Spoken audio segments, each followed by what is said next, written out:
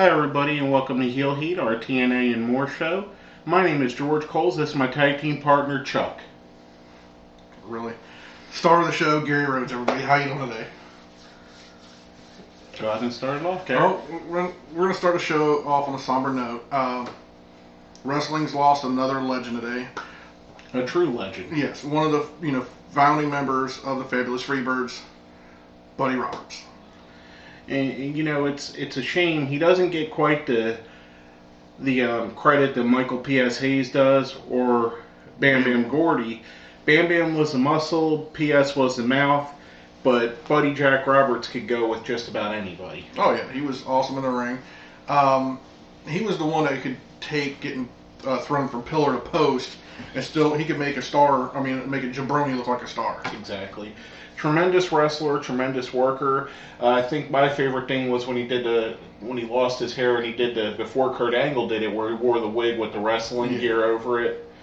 A big loss in the wrestling world. One of the true influential wrestlers of the last 30 years or so. A guy that's influenced how many numbers of people. The thing is, if you took the style he has or had from back then and you brought it to nowadays, he would still float. He could still be on the main show. He could still be on the Raw, SmackDown, or even a TNA like we're doing a show today. Yeah, exactly. And it's a big loss. Hope Buddy Jack is resting in peace, getting some Jack Daniels to drink in heaven. Exactly. Hey, at least he's reunited with Bam Bam. Yeah.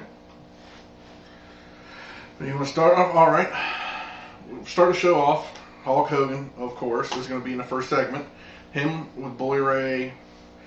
The whole calling out Bully Ray. See what's going on with him and his daughter.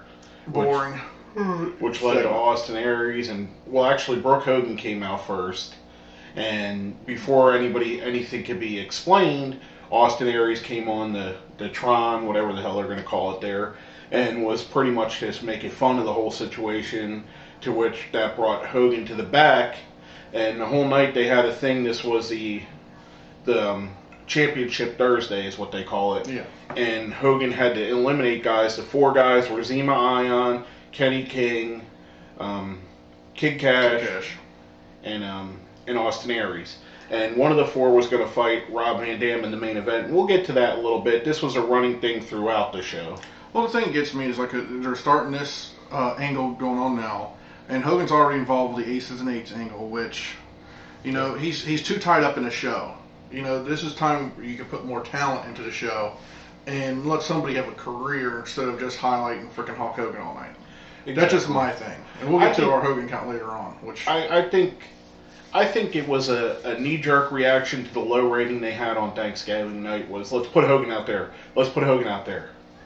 Not everybody wants to see Hogan. The reason that Thanksgiving's episode had such a terrible rating was it was taped. And it was Thanksgiving. And you announced it's going to be a whole bunch of your gut check guys. And there was a solid football match on that night, too. Exactly. So football game. It really wasn't a match? I was talking about the soccer one. Yeah, whatever. Shoot. And you're putting all that on the shoulders of a show. So you're just going to say, oh, well, hell with it. Let's give Hogan more time. Big mistake. Yeah, and I totally agree. But it started off the show. It's furthering the Brooke Hogan, Bully Ray angle, building to a Bully Ray Austin Aries feud, which we'll get into a little bit later. But the next match of the night was something that was a little bit lackluster, in my opinion. It could have been a lot better. You had two really good women's wrestlers in Gail Kim and Mickie James going against each other, and I think the match absolutely sucked. It was terrible. And that's one thing. You have two women that were star wrestlers in WWE and former champions. Hell, Gail Kim, her first match when she went to WWE originally, she became the women's champion. And really just a waste of 10 minutes.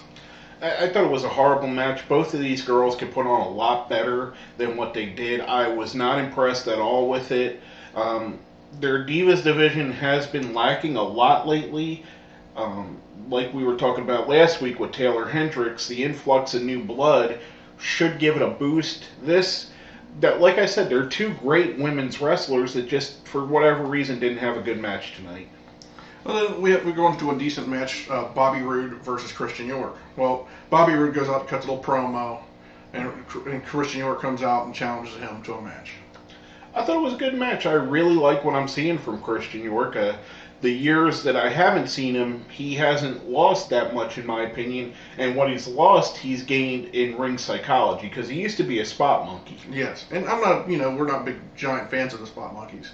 And like I said, he actually did a lot of decent moves during this match that were perfect for the match. It wasn't just like here he comes off of a ladder. No, he did a lot of great moves. I was impressed with it. And he held his own with the former world champion. Last week he wrestled the world champion and Jeff Hardy, and 2 weeks in a row, 3 weeks in a row if you count the gut check.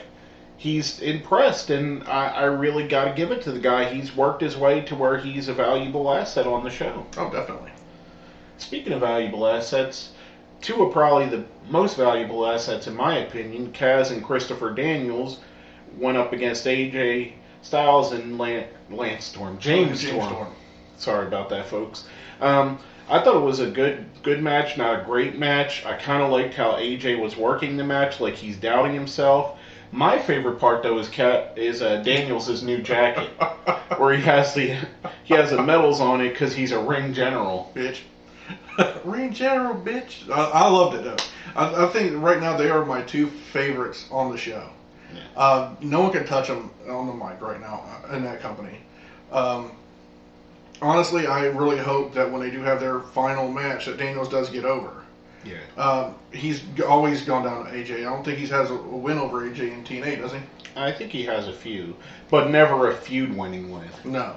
I think, in my opinion, they're building to a AJ losing confidence after all these losses. It's kind of how he wrestled tonight, that he wasn't confident in himself anymore, which I think will lead to a AJ heel turn again.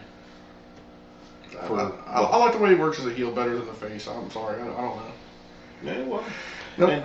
I called Lance again. James Storm was absolutely tremendous. Hit a great super kick to end the match. I see a lot in James Storm. I think they should focus more on him because the guy's a tremendous talent, in my opinion. Vince is always looking for more talent, and that's the thing. I would, if I was them, I would take care of this guy. Yeah. Speaking of guy that could have went to work for Vince, our next match, Matt Morgan versus Doug Williams. It was his first match since June. Yeah. On television. I'm sure he's worked some house shows. Pretty solid match for a Matt Morgan match. Well, I mean, Doug Williams, he's going to put the guy over. Doug Williams is kind of their version of William Regal. Oh, yeah. Well-respected veteran that has good matches with absolutely anybody. Who was a kid? He wrestled Zema Ion. Mm-hmm. When he put Zema Ion over, he looked great. He looked good in this match. I kind of like the pairing of Matt Morgan and Joey Ryan. It works for me. It kind of reminds me of Shawn and Diesel in like '92, where Shawn wasn't wrestling; he was kind of getting chubbed up and stuff, and he was just out there pushing Diesel. I think that's what they're kind of working with. Well, they're having at the Final Resolution or Final Destination, whatever it's called, the pay-per-view in 2 weeks. Matt Morgan and Joey Ryan are wrestling Guerrero and Hernandez for the tag titles. I mean, it was a good build. I like these guys together. I think they work well together. It is shades of that old gimmick with Shawn and Diesel. I don't think Joey Ryan's anywhere near as charismatic as Shawn Michaels, but Matt Morgan is every bit as good as Diesel was at that point. Yeah, the only thing he lacks is better talking skills, and I think that's something that Joey Ryan's going to help him out with. Exactly, and I some guys just don't got it. I mean, speaking of got it, what about the gut check? I like the segment. I don't know where they're going with the Al Snow is missing thing. They brought out D'Lo Brown instead of Al Snow because they kept doing backstage segments where they're trying to call Al and text Al, and he's not answering. I don't know where they're going with that. I assumed at some point they would show him that he had got beat up by the Aces and Eights, but they never showed it. As far as the gut check, they gave the contract to Wes Briscoe. I thought he deserved it well. They were talking badly of his match last week, which I thought was really a good match. Yeah, I didn't see a lot of flaws in it. No. The thing is, I'm kind of getting out of this little angle is I think that Snow's gone from the Aces and Eights took care of him. And I think, that D'Lo and Briscoe are part of the Aces and Eights. And I think that was just their way of getting him onto the roster. Speaking of gut check, Just how I do it. that's why you're not a booker, though. Oh, shut up. But anyway, speaking of gut check, our question of the week last week was, what do you think of gut check? Now, we got an answer from one of our friends, Paul, over at the Deadly Sins.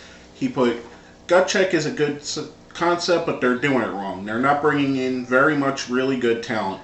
It's almost like they just bring in a jobber for a payday to put someone over. I'd have to agree with that. My opinion, I'll go ahead and let you say your opinion first on it. What do you think of gut check overall? Not just this week. I think it could be a better idea if they brought like 2 guys from OVW or wherever they're getting these guys from, and let the winner get a chance to have a contract, not just this guy versus an established superstar there. That way, they're not really bringing in guys to be jobbers. Here's my opinion on the situation. When you got guys that come in there like a Wes Briscoe, who doesn't really have a big name, but he has a big family name, or a Christian York, who's someone that's been on the indies for a while and hardcore wrestling fans know of him. I like it for those guys. For the guys like Sam Shaw and Silva, I'm not so much of a fan of it. I think it, because you're really, like Paul said, it's guys that look like jobbers coming out there because no one knows who the hell they are. And I get that you're trying to build up new talent. My opinion, though, is they should start using guys, if they're going to do it, like guys like Christian York, like Wes Briscoe, where they have some kind of name recognition or name value, so it seems more important. Guys like, this would have been a good way to bring in a DOC, Doc. Yeah. Instead of what they did. Have Colt Cabana come in. Hey, bring in Colt Cabana once his finger heals. Yeah. I like that idea. Like I said, it'd work out better than just bringing them in. Hey, come in and get pinned. And I kind of don't like. I think they take too much time on the judging. I think it should be a quicker process than what they do, because it drags out to be about a 10-minute segment, which they could do in 5. Exactly. In my opinion, but and overall, I like it, but it could be better. I think the concept's there, just not the execution. Now, speaking of execution, everybody knows that yesterday we had a lottery, the Powerball lottery hit $550 million. Now, a topic of conversation that me and Gary had off this show was, if I won that, let's buy TNA. So, here's the assumption. You won the $550 million, you buy TNA Wrestling. Who is the first person you fire, the guy that you couldn't stand to have in your company, that's on their roster right now? In-ring talent, officials? Anything. Anybody that's in that company. Mm-hmm. Anybody in TNA, anybody from Jeremy Borash to Hulk Hogan to Austin Aries to Jeff Hardy. I like that. Anybody you want. If you want to fire one of the referees just because you don't like how they referee, that's your opinion. But who would be the first person you let go? Let us know what you think. Hit us up on our Twitter. Hit us up on Facebook. Put it down where? You didn't say it. Down there. Oh, sorry. Put it down there in the comments. It's almost like I'm working with Kip James. I don't do drugs. Yeah, okay. I don't. Speaking about a guy that does drugs, Mr. RVD 420, Rob Van Dam was in the main event, and that's the person that Hulk Hogan chose was Austin Aries.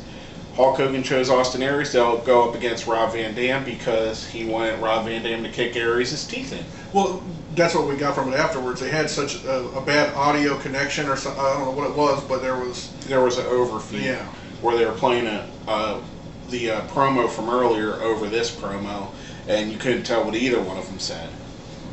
Solid match. I thought it was good. I liked it. I thought it had a weird ending. The Austin Aries grabbing the stick and talking junk to Rob Van Dam, which brought out Bully Ray to chase him off. But then you had a stare down at the end with Hulk Hogan and Bully Ray. Speaking of Hulk Hogan, what's the count up to today? 6 Thunder Lips. 6 times Hulk Hogan's on our show. You had him in the beginning segment, the ending segment, and all throughout the show. And that's not including the commercial for the TNA t-shirt, which we didn't count. We count that as just a commercial. But 6 times you got this guy on the show, probably taking about 20-25 minutes of the show altogether. that could have went to somebody else. Kenny King was in the back, and they didn't use him on the show. Zema Ion, two tremendously talented Jeff guys. Hardy wasn't even there. Jeff was there. He didn't wrestle. He had no match or nothing like that. Yeah, I mean, but he didn't have an interview. You're the champion. He ran out during that. Yeah, that was it. I mean, he could have had an interview, done something a little bit more than just run out. Usually the champion, you got to highlight this guy, and that's the problem is they're not highlighting the right spots. Instead of putting all your eggs in a basket with fucking Hulk Hogan, put him on Hardy. You want to give this guy the belt. You screwed Aries over, took the belt from him. Well, do something about it. I thought it was a bad move making him a champion. He has been getting a little bit better, but at least when Aries was a champion, he was highlighted better because he made himself known. Exactly. And like I said, the Hulk Hogan just took too much time off of the show, took time from guys that were there.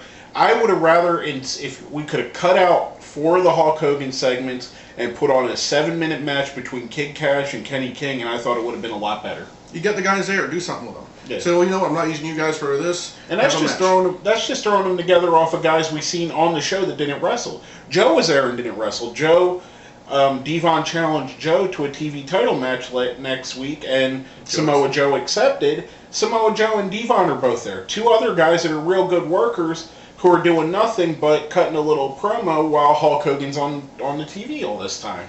It's just getting ridiculous. I mean, they were getting a lot better than the tape show, the shitty ratings, and this is what they're bringing us. Yeah. And I think this was worse. Honestly, I like the tape show better than this show. Exactly, because at least the tape show they were showcasing new talent. They did have some good matches on here, don't get me wrong. No. There were some good matches, there was some good talent on the show. The Hulk Hogan overpowering the show kind of hurts it, in my opinion. And I think all the steam they were building up over the summer with the really good to great live shows they were doing is kind of dead now. That between the tape show and this, it went from my interest level was here to about here. Yeah. And it's going to keep sinking if they keep putting on subpar shows like this. And it was very subpar. I mean, I was very disappointed with this. I was happy that it was a live show until I watched it, and I'm like, well, shit, you know what? They could have just taped this, and I would have been happy to read the results and not watch the show. We could have kept watching the Kevin Steen DVD. Exactly. Which is great. So, yeah, tell them. Well, that's coming up. Well, this is a TNA and More. Let them know the Kevin Steen DVD. That's coming up soon. On what is it? Black Friday.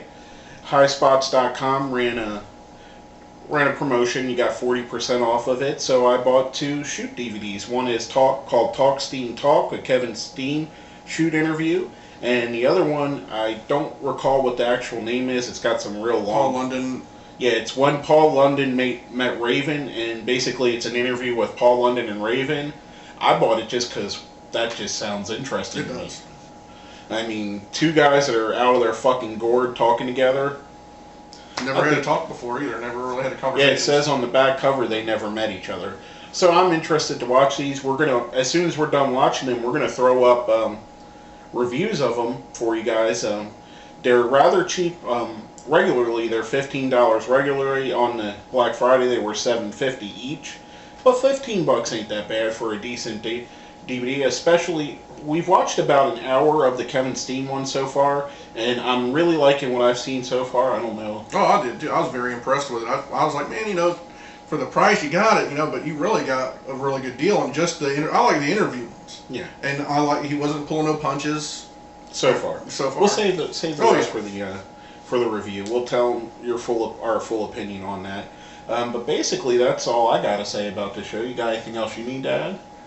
Rest in peace, Buddy Roberts. Yep, Buddy Jack Roberts, rest in peace. My name is George Coles. I'm Gary Rhodes. And this has been our Heel Heat TNA show.